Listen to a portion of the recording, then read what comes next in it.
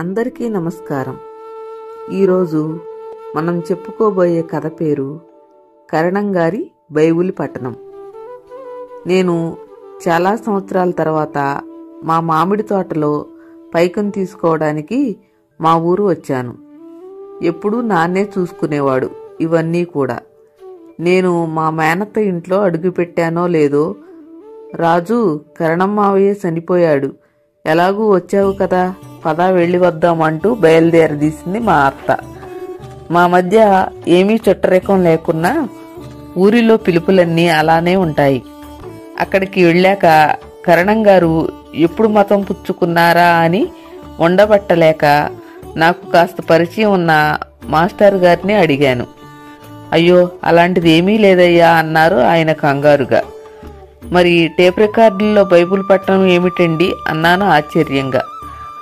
అది అంతా ఒక పెద్ద కథలే, సాయంత్రం తీరిగ్గా మా ఇంటికి వస్తే చెప్పుకుందాం అంటూ లేచి వెళ్ళిపోయారు మాస్టర్ గారు.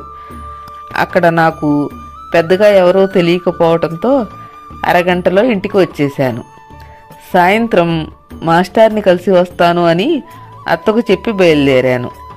నేను వెళ్ళేసరికి మాస్టర్ గారు పేపర్ చదువుతూ వసారాలో కూర్చుని ఉన్నారు.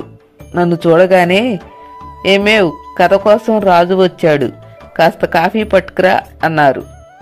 అప్పటి వరకు అక్కడే కూర్చొని ఉన్న వాళ్ళ ఆవిడతో మమ్మల్ని ఇద్దరిని అనుమానంగా చూస్తూ, తెస్తానుండండి అంటూ లోపలికి వెళ్ళిపోయింది ఆవిడ. పడక కుర్చీలో వాలిపోయి మెల్లగా, ఇది ఎప్పుడో 20 ఏళ్ల నాటి సంగతి అంటూ మొదలుపెట్టారు ఆయన. అప్పుడు ఈ ఊరు మరీ అంత పెద్దది కాదు.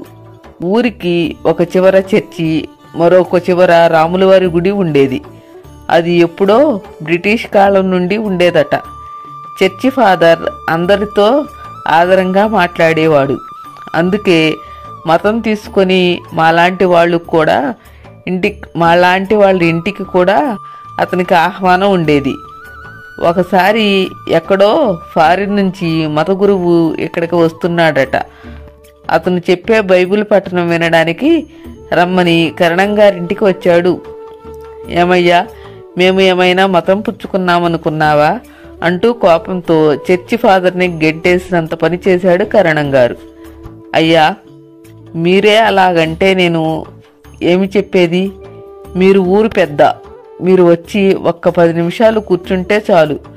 మీరే రాకుంటే నేను ఎవరినైనా రమ్మని కూడా పిలవగలనా? మీరు నన్ను చర్చి ఫాదర్గా కాకుండా ఇన్ని ఏళ్ల పరిచయస్తుడిగా, ఆదరించిన వాడిగా ఒప్పుకోండి.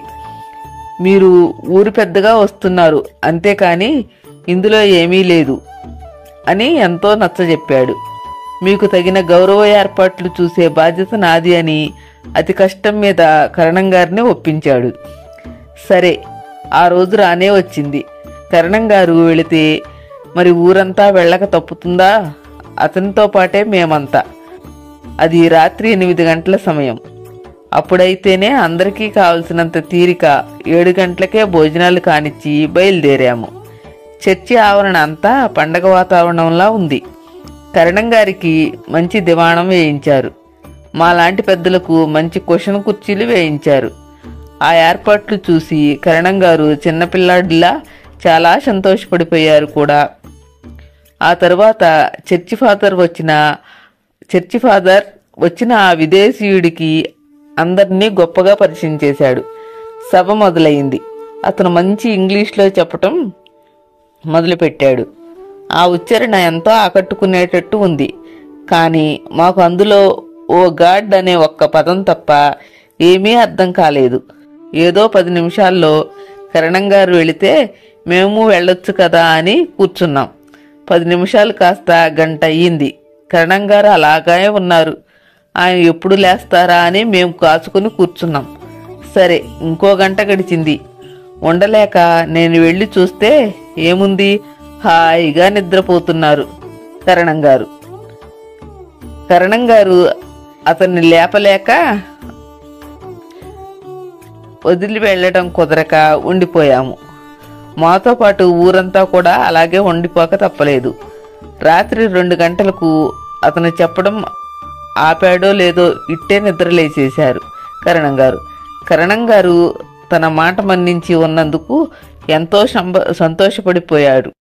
అతని నిద్ర సంగతి తెలియక చర్చి ఫాదర్. మరుసటి రోజు పొద్దుటే కరణం గారు నా కోసం కబురంపారు. నేను వెళ్ళగానే చిన్నపిల్లాడిలా నా చేతులు పట్టుకుని, మాస్టర్ గారు, నాకు ఒక సహాయం చేయాలండి అన్నారు.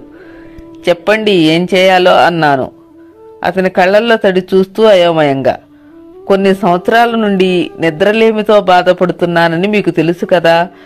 నేను వాడని మందు లేదు, చూడని వైద్యుడు లేడు. నిన్న రాత్రి అతడి మాటలకు వచ్చిన నిద్ర నాకు ఏ మందులకు రాలేదు ఇంతవరకు. దయచేసి నాకు అతగాడి మాటల క్యాసెట్ కావాలండి అన్నాడు. అప్పుడు నాకు నిజంగానే చంటిపిల్లాడిలా కనిపించారు కరణం గారు. మత గురువు మాటల్లో అంతో ఇంతో బలం ఉండే ఉంటది. అందుకే ఎప్పుడూ లేని వర్షాలు కురిశాయేమో అని కనిపించిన వాళ్లతో నేను అనడం మొదలుపెట్టాను. బ్రాహ్మణుడినైన నేనే అలా అనేసరికి అందులో నిజం ఉండే ఉంటుంది అన్నట్టుగా చూశారు పల్లివాసులు.